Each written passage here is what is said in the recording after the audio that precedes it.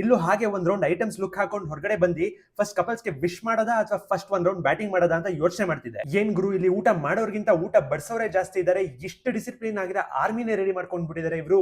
ಇನ್ನು ಊಟದ ವೆರೈಟೀಸ್ ಮತ್ತೆ ಟೇಸ್ಟ್ ವಿಷಯಕ್ಕೆ ಬಂದ್ರೆ ಅಪ್ಪಪ್ಪ, ಗೀ ಪುಡಿ ಇಡ್ಲಿ, ಮಸಾಲ ದೋಸೆಯಿಂದ ಹಿಡಿದು ತಂದೂರಿ ನಾನ್ ವರ್ಗು ಎಲ್ಲ ಲೈವ್ ಕೌಂಟರ್ ಇಂದ ಬಿಸಿ ಬಿಸಿ ಡೈರೆಕ್ಟ್ ಬಾಳೆ ಎಲೆಗೆ ಸರ್ವ್ ಮಾಡ್ತಿದ್ರು, ಅದು ತುಪ್ಪದ ಜೊತೆ. ಸರಿ, ಒಂದ್ ರೌಂಡ್ ಲೀಫ್ ಮೀಲ್ಸ್ ಬ್ಯಾಟಿಂಗ್ ಆಯ್ತು, ವಿಶ್ ಮಾಡಕ್ಕೆ ಹೋಗೋಣ ಅಂತ ಹೊರಗಡೆ ಹೊರಟ್ರೆ ಏನ್ ಗುರು ವೈಬ್ಸ್ ಇಲ್ಲಿ.